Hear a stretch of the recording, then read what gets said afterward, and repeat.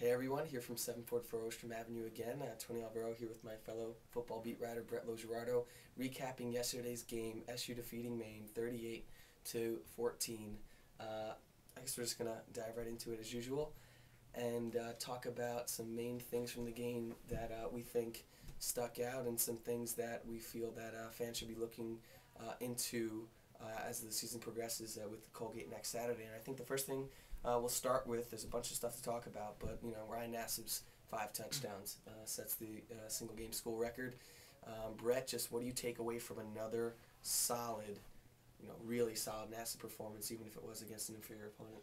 Yeah, he's looked great in all 3 games, and he really does look like he could. Two of them have been against inferior opponents, Akron and Maine, but he's looked spectacular over the past 3 games, and he really looks like he could be that guy for Syracuse. 5 touchdown passes, just one after another the other night. It's connecting with all 4 of his receiving threats. Anything else? Yeah, the only thing I would say is after the game, Doug Marrone, I don't know the exact words he used, but he said, I'm just glad that I had this guy. I think at this point in the season, with what's going down at wide receiver, losing Aaron Weaver for the year, some guys have been playing well, but Alec Lemon struggled there, the majority of the first half. I think Marrone is just glad and relieved that he has a player like Ryan Nassib to fall back on. And I think at this point, it's not too much anymore of him, asserting himself and making people kind of think that he is a solid player. I think at this point it's just, you expecting it. And I think that's the thing SU fans need to take out of this Maine game is if you're going to expect anything from this offense, game in and game out this year, the one thing that you should expect, someone who will show up is Ryan Nassib, your quarterback. Aside from that, there's a lot of questions there at wide receiver. The running game has looked iffy.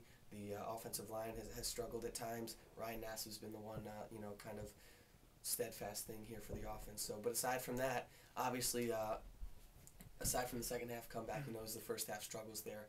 Going down to a team like Maine 14-10 with 35 seconds left in the first half is never something you want to see, and I'm sure Doug Marrone didn't want to see it. What do you take away from the performance or the lack thereof that SU provided in the first 30 minutes there? It's troubling. It has to be troubling for Doug Marrone and the rest of the coaching staff.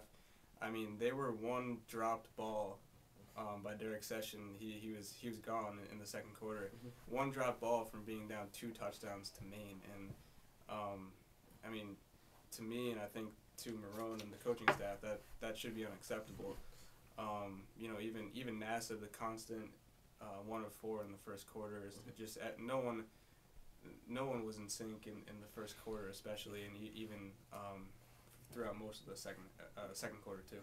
Granted, time of possession wasn't there for SU in the first quarter and then lingering there into the second quarter, but still, I think they used the perfect word there, troubling, with regards to just the way they performed there. Again, Ryan Nassib was the main guy kind of there for you, but what was going on with the receivers with all those easy drop passes, the penalties? Philip Thomas had a few that just looked immature. There were a number of guys out there who just made some dumb, for lack of a better word, penalties there for SU. And then just with regards to that one play there where I think it was Mike Holmes who was burned by Sessions, he did what a Maine receiver kind of does in that situation, is dropping the ball in the biggest kind of play of his life or of his career. But you're lucky that he did that and he didn't haul that in and break away there. A lot of question marks there. You had Steve Renee muffing that kick return. Ross Crapman missed a number of kicks. There are a lot of question marks there in the first half, and they turned around quickly and kind of got a hold of it. Just with regards to those question marks, what's your take on where the running game's at and the usage of DeLon Carter and Antoine Bailey at this point in the season? I feel like DeLon, at least in the first half, it wasn't really there. But it was like the same thing for the rest of the team. Antoine Bailey was pretty disappointing in my eyes. I thought he would have more of an effect on the outcome of the game, and he only touched the ball, I think, 4 times. So that was a little disappointing to me, especially with the absence of Weaver. I thought he would get into the passing game more too as well, but they really didn't use him at all, and he really didn't show anything extra to me. So yeah, just with the running game, to me, if you look at the numbers, DeLon didn't have that bad of numbers. I think he was averaging something like 4.3 or 4.6 yards per carry. He didn't touch the ball all too much. But the thing with me with DeLon is there never was a sense of, like when he was handed off the ball, like that Maine was scared or there was a threat that he was going to break something huge, that he was just going to barrel over defenders, that he was going to do what DeLon Carter does, what he did in the last few games last year. And thus far this season, I don't think I've seen it too much from DeLon. And it looks like he's taken somewhat of a step back just from the suspension process, against Maine. There just never was a feeling of just DeLon being able to dominate on a play or a series or anything like that. And I think that's something that SU's going to need with what's going on at wide receiver with only those three guys. And just talking about those wide receivers in the passing game, we'll kind of round it up with this. What do you take away from this game? I know the first half is a cliche tale of two halves. What do you take away from what each of the receivers did, the tight ends did, and I guess where SU is right now with regards to the passing game, and with everyone kind of trying to keep up with Ryan Nassib? Yeah. First of all, I think we have to talk about Van Chu, and for the third consecutive game, he looks like he can be that big play downfield threat that Ryan Nassib could definitely use. He had career highs in receptions and yards, and he added a touchdown to that too. Alec Lemon dropped a few balls. That's a little troubling, but he did. His final numbers look really good. 2 touchdowns, 85 yards. And the other guys who busted out obviously is Nick Provo with a big game. So it's good for Syracuse that he has started to establish himself as a receiver, especially this week with Weaver being out. Mm-hmm. Yeah, I mean it's crazy with the Weaver news. Obviously, I'm sure they weren't game planning exactly how things kind of played out. I'm sure that wasn't exactly their game plan, thinking that Aaron was going to be there the entire time.